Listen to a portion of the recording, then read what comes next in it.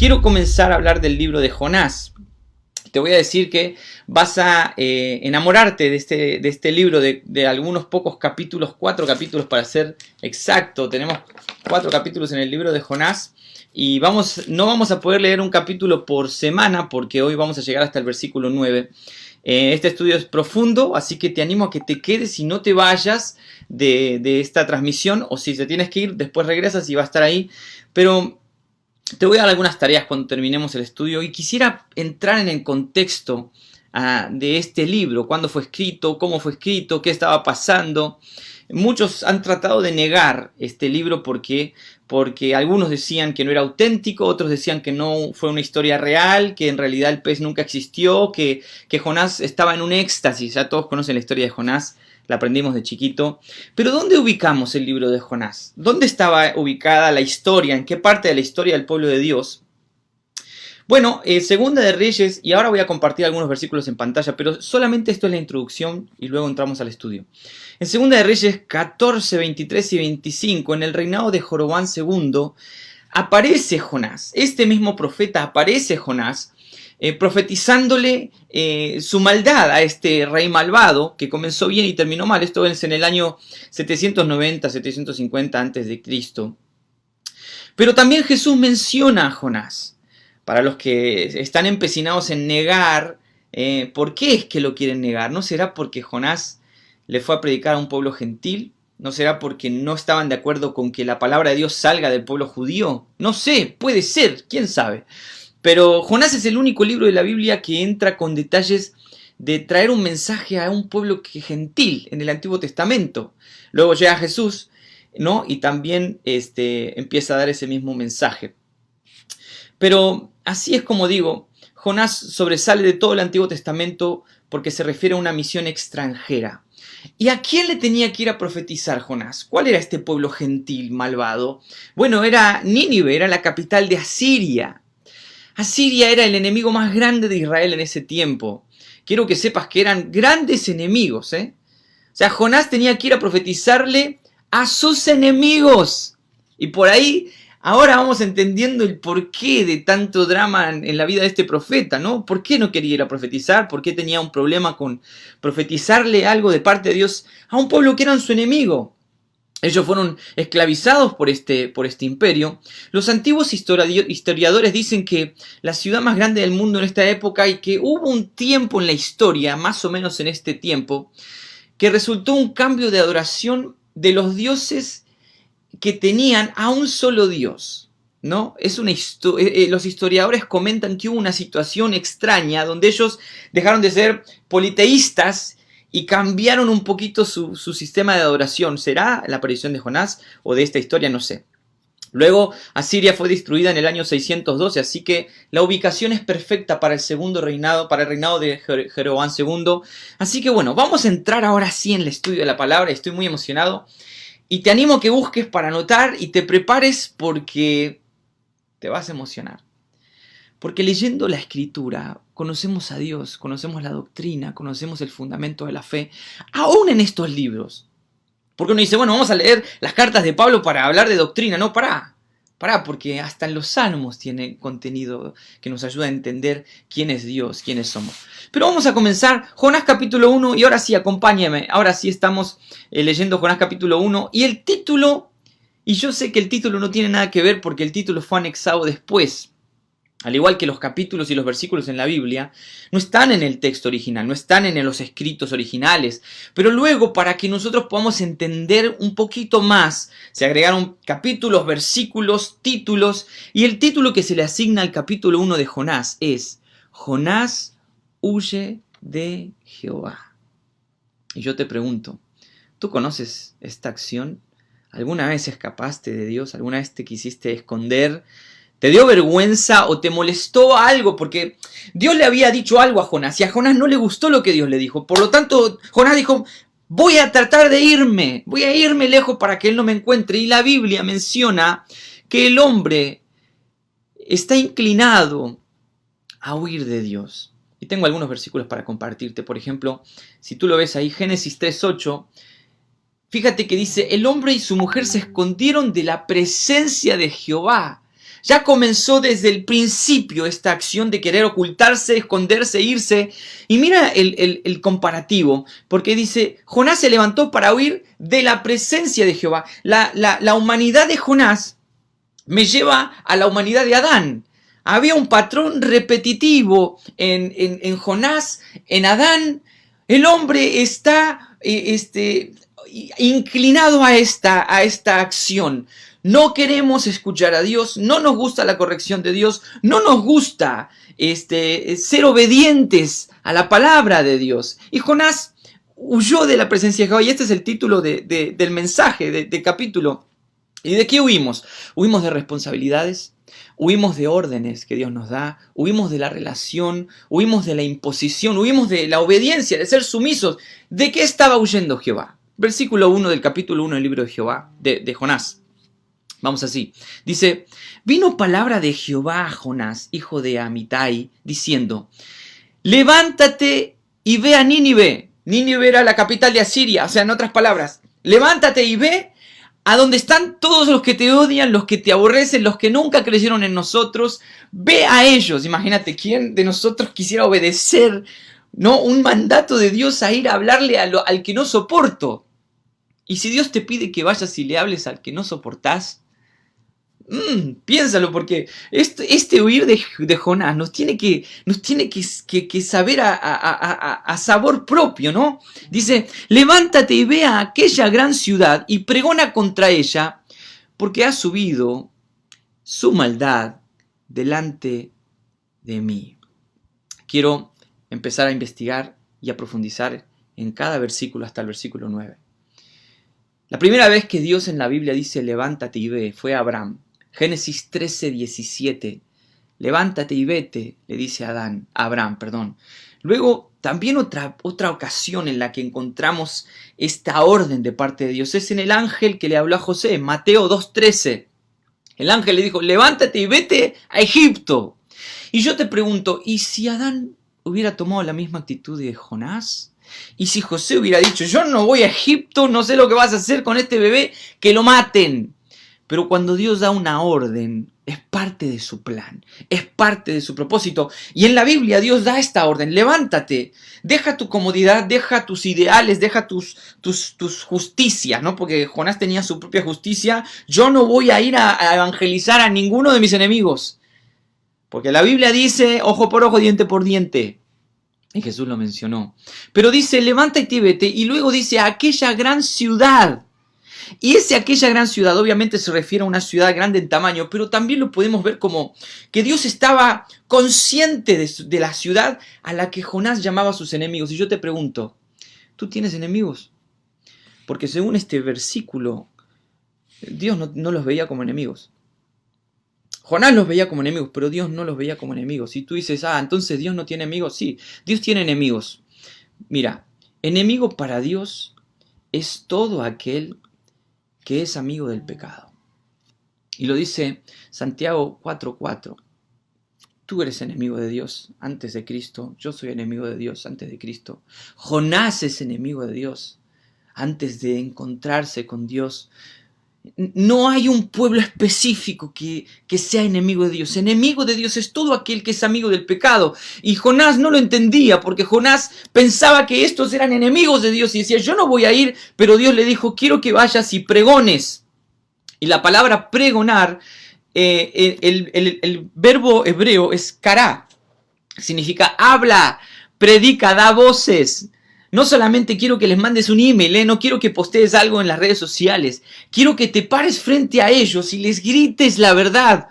Claro, y dice contra ella, y acá quiero entrar en este asunto, porque el versículo 1 lo volvemos a leer, dice, pregona contra ella, ¿no? Y cuando nosotros pensamos el contra, pensamos que es un enemigo, porque yo voy a ir en contra de aquel, yo voy a pegarle en contra de aquel. Pero la palabra contra en la Biblia también es finalidad de perdón y salvación. Cuando Dios tiene algo de que decir algo en contra nuestro, tiene un propósito. Te lo voy a enseñar en 2 versículos rápido. Acá los tengo. Mira, Salmo 57. Oye, pueblo mío, y hablaré. Escucha, Israel, y testificaré contra ti. Yo soy Dios tuyo. soy tu Dios. En otras palabras, yo diré algo contra ti para que sepas quién soy.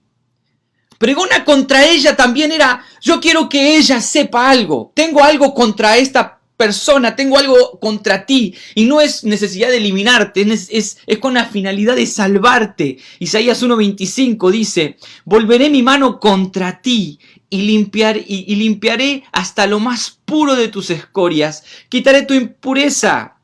Haré algo contra ti para que seas limpio. El contra ti que Dios le está diciendo a Jonás, el contra ella, tenía una finalidad de abrir los ojos, de salvar a este pueblo que Jonás veía como sus enemigos.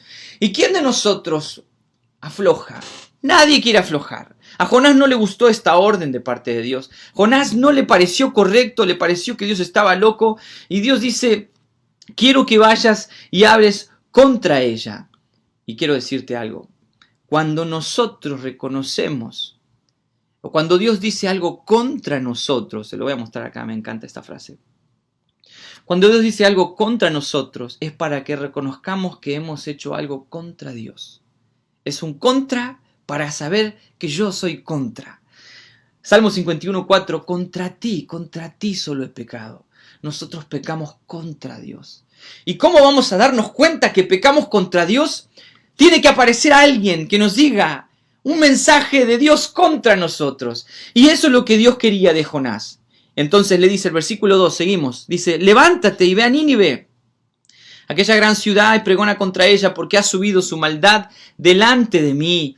Y no solo sube nuestra adoración a Dios, uno dice, Padre, que suba mi adoración, también sube la maldad. También Él huele esa maldad, y la Biblia lo dice. La Biblia dice que la maldad sube delante de él. De hecho, Esdras oraba y decía, nuestros pecados han subido hasta el cielo.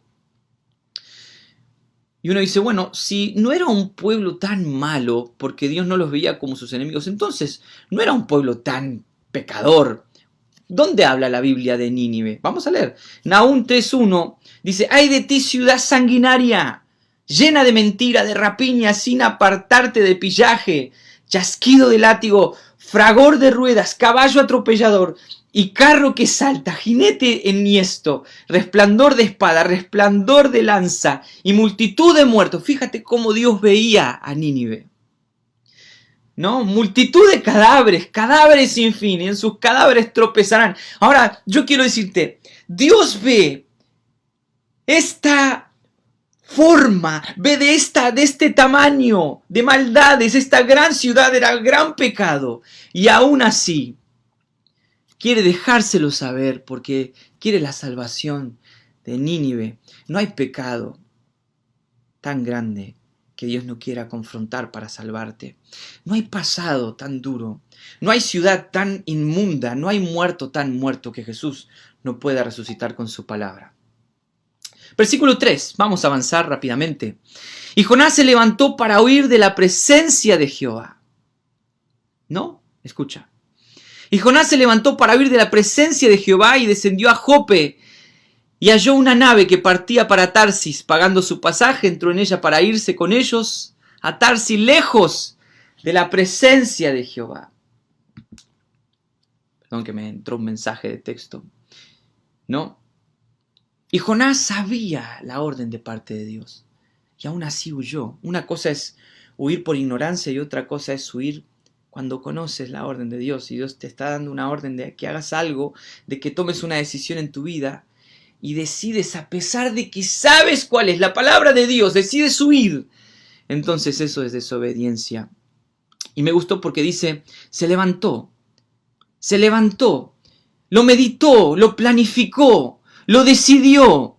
Y luego dice, y pagando su pasaje, esto es un gasto de dinero.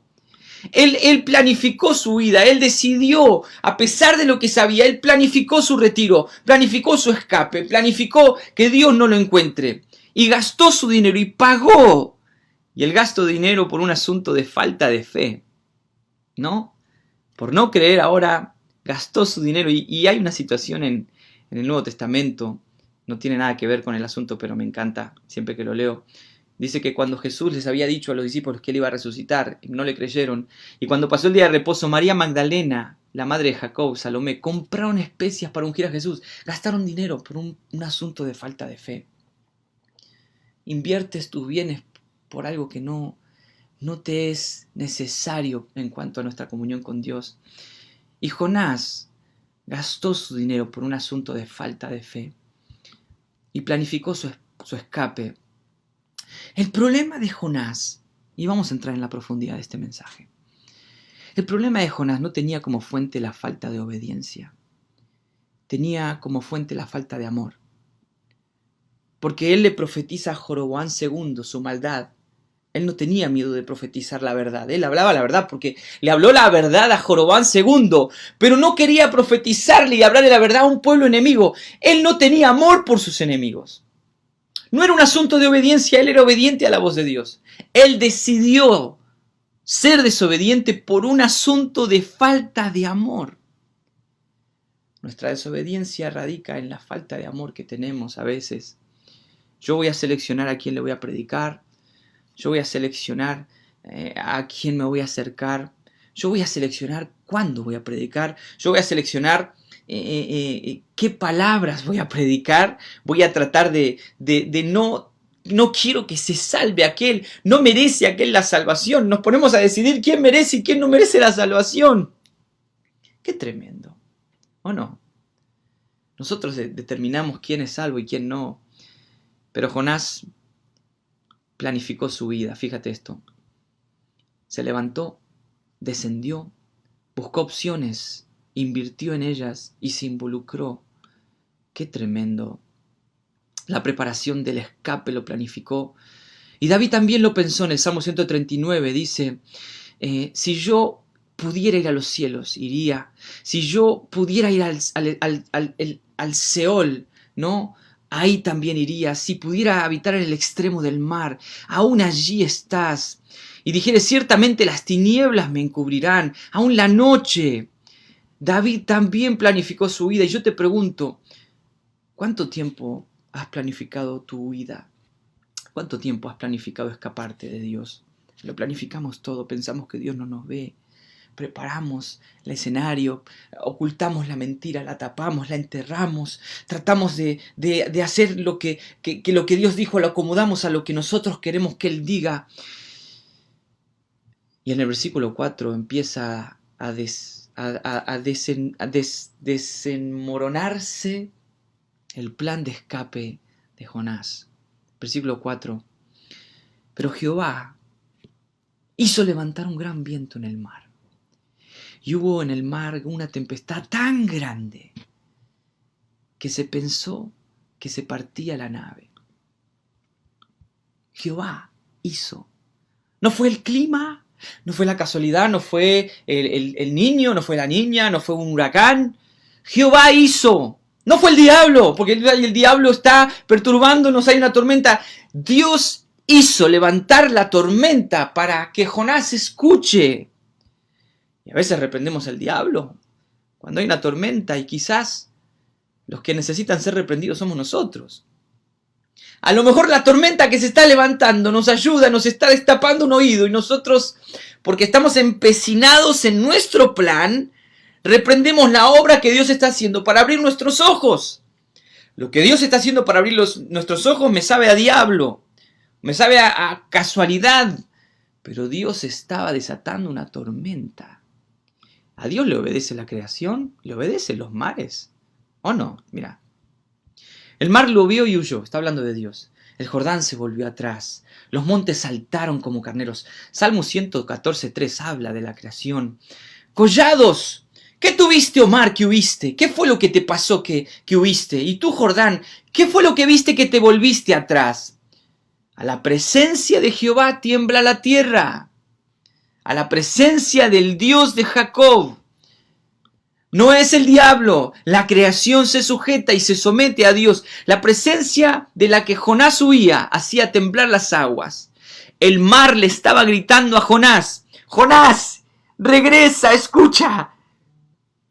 Jonás estaba escapando de Dios y el mismo mar le estaba predicando. Hay momentos cuando no escuchamos la voz de Dios a través de su escritura ni a través del pastor que la misma creación comienza a gritarnos. Como los peces le gritaron a Pedro. Pedro fue echó la red y no creía que era el maestro. Y cuando vio los peces le estaban gritando, sí, Es Él. Él es Dios. Nosotros le obedecemos a Dios. Los peces hicieron entrar en razón a Pedro. El mar le empezó a hablar a Jonás. La creación le estaba hablando a Jonás. Jonás regresa. No podemos ser cómplices de tu plan de escape. No podemos ayudarte porque hay un Dios que nos da una orden. El mar y la creación le obedecen a Dios. ¡Qué tremenda palabra! Dios mío. Salmo 95, 5. Suyo también es el mar, pues Él lo hizo y sus manos formaron la tierra seca. Jeremías 10, 13. A su voz se produce muchedumbre de aguas en el cielo y hace subir las nubes de lo postrero de la tierra, hace los relámpagos con la lluvia, saca el viento de sus depósitos. Salmo 89, 9. Tú tienes el dominio sobre la braveza del mar. Cuando se levantan sus ondas, tú las sosiegas. Y Jonás escucha esta historia de los Salmos. Salmo 107 habla del pueblo rebelde. Mira cómo habla la TLA. En alta mar presenciaron la acción maravillosa de nuestro Dios. Esto es un salmo. Dios dio una orden y vino un viento fuerte que levantaba las grandes olas. Cuando se vieron en peligro, los marineros perdieron el valor. Eran lanzados de arriba abajo. ¿A qué te hace acordar esta historia? ¿Acaso no es a Jonás? Y nada les servía ser marineros expertos. No les servía de nada haber tenido experiencia o haber sido perfectos en planificar su escape. De nada les servía. Se tropezaban, caían. Como si estuvieran borrachos. Llenos de angustia, oraron a Dios. Aquí fue el punto. A Dios le obedece la tormenta para desatarse y para calmarse. ¿Y a quién te hace acordar esta historia? ¿Acaso los discípulos de Jesús no experimentaron esto? ¿Quién desató la tormenta? Ponte a pensar, porque Jesús terminó de alimentar a los 5,000 y los mandó a que crucen al otro lado solos. Y se fueron al otro lado y él se fue al monte a orar. Y en el medio de la noche se desató una tormenta. ¿Y a quién le obedece el mar? ¿Acaso no fue Jesús el que desató la tormenta? ¿Acaso no quería dejarle saber que era Dios? Bueno, a lo mejor la misma tormenta por la que te quejas, ¿quién es el que está detrás? Si la tormenta le obedece a Dios. Los marineros tuvieron orden. Dios le da órdenes a lo creado y lo creado le obedece. Escucha esta frase.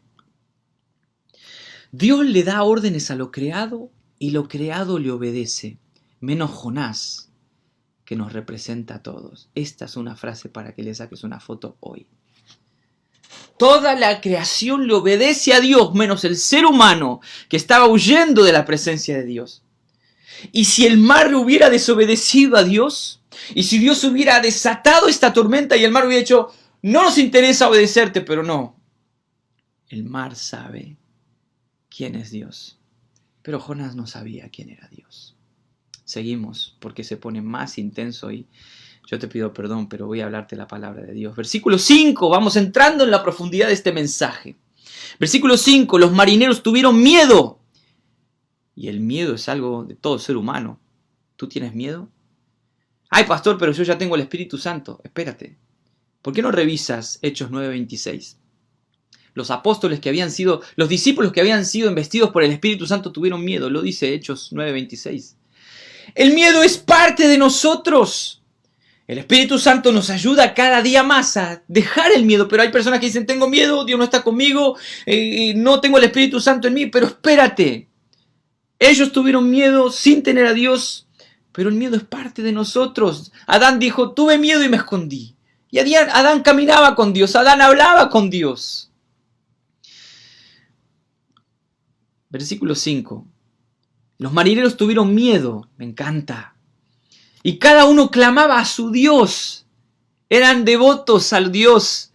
Y echaron al mar los enseres que había en la nave para descargarla de ellos. Pero Jonás, que adoraba al Dios verdadero, no estaba orando. Ellos que adoraban a otros dioses estaban orando y Jonás no estaba orando. Jonás estaba durmiendo en el interior de la nave. Charles Spurgeon dijo esto, me encanta, nuestro amado Charles Spurgeon. Jonás durmió cuando había una reunión de oración. En la cubierta, a los cristianos que duermen no les agradan las reuniones de oración. Qué duro, Pastor Seba, pero es la verdad. Jonás, que era el que conocía al Dios verdadero, dormía.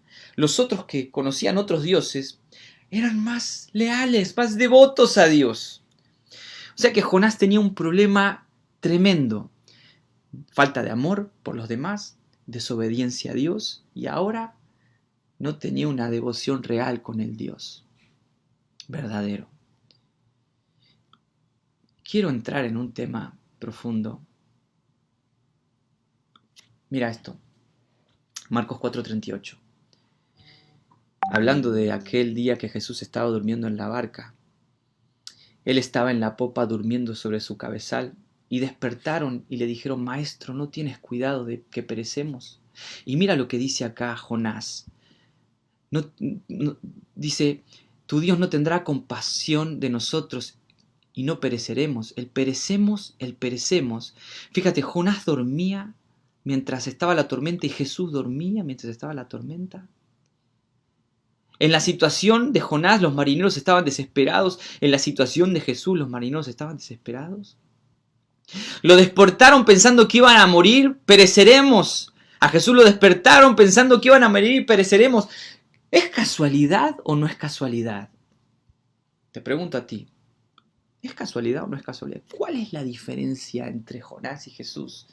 En una barca los dos, en medio de una tormenta, con personas que no tienen fe, durmiendo.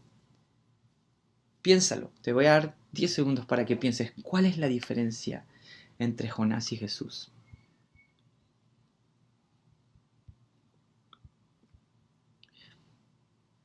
Te lo voy a decir leyéndolo.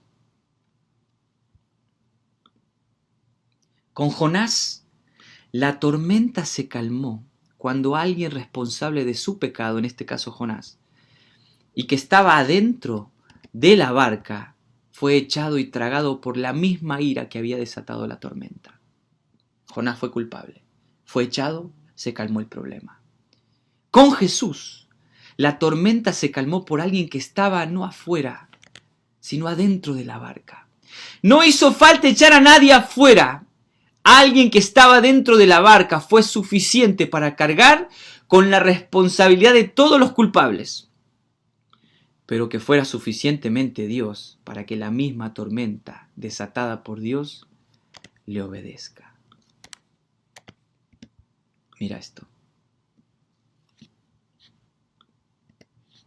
Mira esto y piensa. Jonás, Jesús. Jonás, castigado por su pecado, mereciendo la ira de Dios, mereciendo estar afuera del barco, afuera de la salvación, afuera de la seguridad. Jonás era merecido, merecía el castigo por su pecado, fue echado afuera. Y en el tiempo de Jesús, el mismo Dios cargó sobre él la culpa. No hizo falta echar a nadie afuera de la barca. Qué comparación tan tremenda. Qué comparación tan tremenda. Seguimos. Y Jonás sabe su culpa. Y dijeron cada uno, versículo 7, y dijeron cada uno a su compañero: venid, echemos suertes para que sepamos por causa de quién nos ha venido este mal. Y echaron las suertes, y las suertes cayeron sobre Jonás. Jonás sabía su culpa, sabía que era su responsabilidad, y a pesar de que él estaba viendo la ira de Dios, no tuvo compasión de los inocentes. Su pecado llegaba tan lejos, su deseo de ir en contra de Dios, de ocultarse, su plan de escape llegaba tan lejos que empezaba a afectar a otros. Cuando huimos de la presencia de Dios y de lo que Dios quiere que hagamos, a veces ponemos en peligro a los que nos rodean. Este fue el caso de Jonás. Y Dios tiene control aún de la suerte que echan los impíos. Porque ellos echaron suertes y cayó sobre Jonás. El diablo no hubiera querido esto. El diablo no hubiera querido jamás que los dados caigan apuntando hacia Jonás. Pero Dios tiene control de todo. Cuando tú intentas tu plan de escape, el que frustra los planes no es el diablo, es Dios mismo. Dios interrumpe nuestros planes Dios desata las tormentas con tal de que escuchemos, no para hacernos daño, para salvarnos. En el capítulo 2 Jonás gritó las salvaciones de Jehová. La semana que viene vamos a leer un poquito de eso. El pez iba a tragar a Jonás no solo por falta de amor, no solo por desobediencia, también por insensibilidad y negligencia. Versículo 8. Entonces ellos dijeron: decláranos ahora, Jonás, que cayeron las suertes sobre ti. ¿Por qué nos ha venido este mal? ¿Qué oficio tienes? ¿De dónde vienes? ¿Cuál es tu tierra? ¿Y de qué pueblo eres? Escuchen la respuesta de Jonás porque no tiene sentido. Él dijo: soy hebreo, temo a Jehová, Dios de los cielos. ¿Qué hizo qué? El mar y la tierra. Jonás, a ver, si Dios hizo el mar y la tierra, ¿por qué te querés escapar por mar? O sea, los que estaban en el barco habrán dicho: ok, papi, si vos me estás diciendo que tu Dios, el poderoso, tiene dominio sobre este lugar, ¿por qué viniste a este lugar? ¿Por qué no te fuiste a otro? No, pero es que no hay otro, porque Él tiene dominio sobre la tierra y sobre el cielo. Sí, pero estás tratando de planificar tu escape en un terreno donde está Dios. Estás tratando de planificar tu escape dentro del contorno, dentro de los límites ilimitados que Dios tiene. No hay planificación. Cuando Dios pone su mirada en ti, no hay nadie que te pueda, no hay plan que te pueda, no hay pensamiento que te pueda. Y la respuesta de Jonás nos da una última reflexión. Nos da a entender algo tremendo. Jonás sabía que Dios era el dueño de la tierra y el cielo. ¿Okay? Él dice: Dios de los cielos, que hizo el mar y la tierra. Pero él sabía y aún así no obedecía. Saber de Dios no te salva. Saber de la palabra no te garantiza tener una relación con Dios. ¿O no?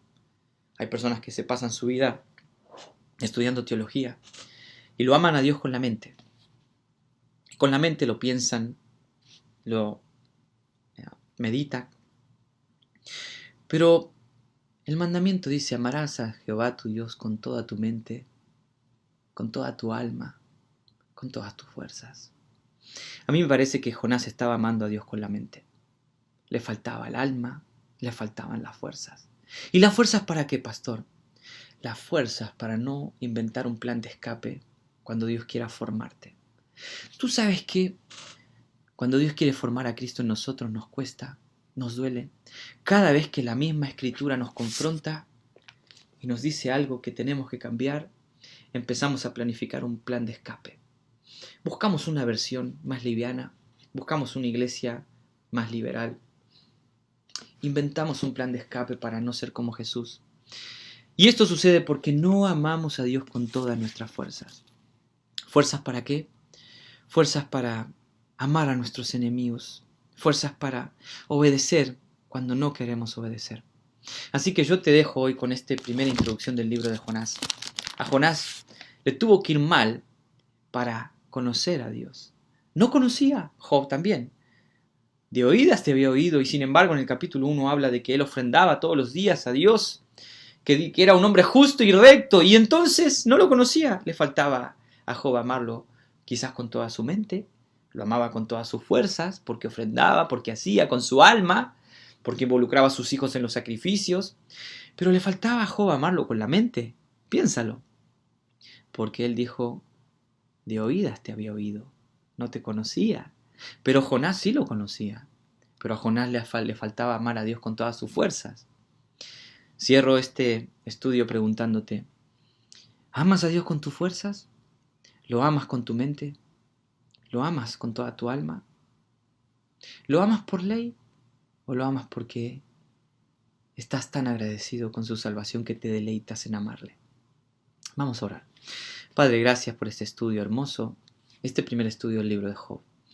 Que en estas 4 semanas podamos profundizar en esta gran verdad y que podamos dejar de planificar nuestro plan de escape cada vez que tu palabra nos quiera confrontar, cada vez que tengamos que amar a nuestros enemigos Señor, te pido que nuestro corazón te ame y que sea con toda nuestra mente, alma y fuerzas. En el nombre de Jesús, amén y amén.